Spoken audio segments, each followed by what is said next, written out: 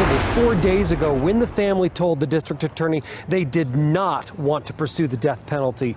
As such, Christopher Watts will likely serve more than 3 consecutive life sentences in the Colorado Department of Corrections. And from my view, Watts appeared to be in tears while he was addressing the judge.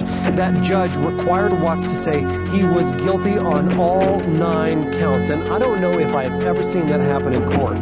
Prosecutors say they've only gotten a partial motive from Watts, but feel like they have done enough to fully debunk public claims that Watts made to the press about his wife in the day before he was arrested. We talked a lot about whether we would require him to come forward and give us what we believe to be a complete, accurate, and truthful statement. I think all of those who were involved never truly believed that he would give us an accurate statement. What I can tell you most affirmatively today by what happened in the courtroom is the spotlight that he tried to shine on Shanann falsely, incorrectly, and frankly a flat-out lie has been corrected. The spotlight shines directly where it belongs, on him. Hello and welcome to the Patreon channel of True Crime Rocket Science, the most authentic voice in true crime. Today we continue the Aftermath series, which is basically a couple of episodes bridging the 2 years ago today Chris Watts series from episode 49 to the 50th, and the 50th episode will be on about the 31st of August. Now, it's easy to imagine that when the phone data review ends, the story ends. And I think this episode is going to prove just how shockingly inaccurate that is. And I'm going to pose a question to you. And the question is, what is the most shocking thing about the Chris Watts case?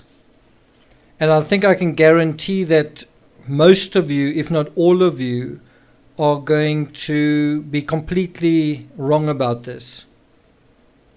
You might say, I'm wrong about this, but once I've done the episode, let me know if you think there's something more shocking.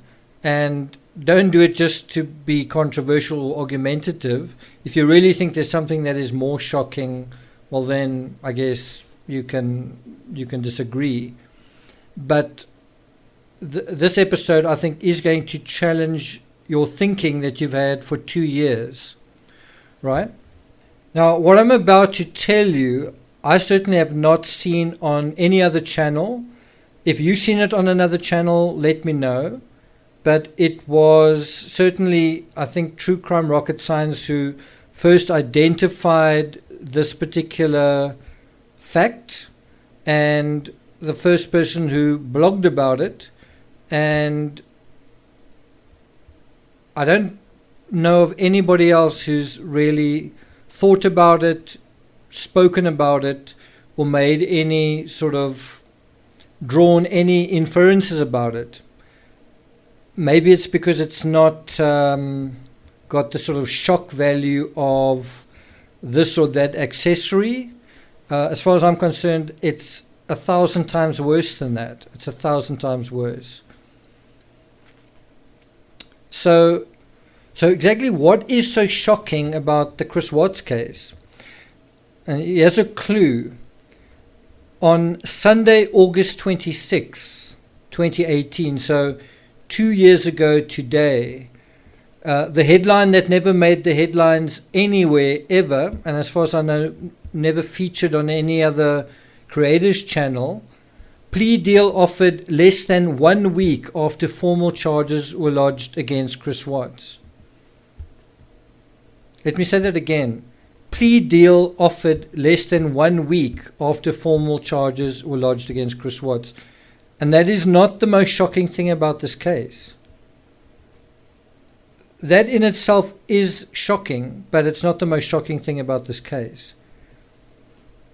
And what is interesting is, even though this plea deal was offered, we were kept in the dark. We, the public, were kept in the dark from August 26th, essentially till November 6th, where we were led to believe that there was going to be a trial, there was going to be a court case. And then suddenly it was the media, I'm sure the media felt tricked. The media felt like the wool had been pulled over their eyes. And some people in the public as well. I I was one of the few channels that said, plea deal is definitely on the cards. There were a handful that called it before it happened. I'd love to see a couple of people put up their hands to say who those channels were that called it, because there were certainly those that didn't, that weren't even thinking about it. But even that's not the most shocking aspect. Who is or was the mysterious entity that contrived the plea deal in the first place? Let me say that question again.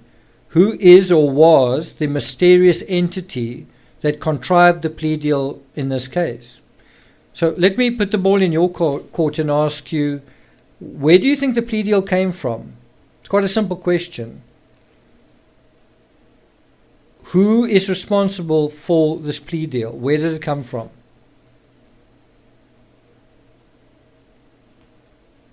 Do you have a simple, straightforward answer to that? Do you have a name? And if you think that Chris Watts put up his hand and said, "Hey, I think I want to do a plea deal," I don't think that's correct. I don't think it was Chris Watts' idea that it came from him, the plea deal. I am saying, where did this idea originate? In whose mind? Right? You might say, well, maybe there's no mystery. Maybe Watts, who's never been the sharpest tool in the shed to begin with, knew his goose was cooked and he agreed to a plea deal and signed away his life. Well, which is it? But even so, if he agreed to a plea deal, who put the plea deal in front of him? Again, where did the plea deal come from? And one thing that I think is going to surprise many of you is, I don't think many of you know when the plea deal arose.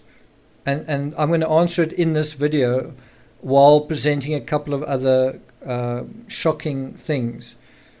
The answer to when the plea deal arose is today, 2 years ago.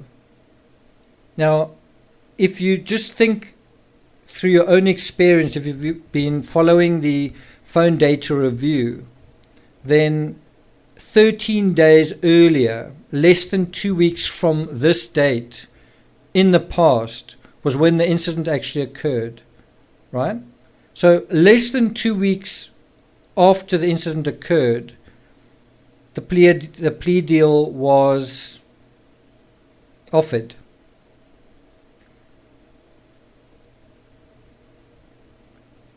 Less than 1 week after formal charges were lodged against Chris Watts, the plea deal was offered.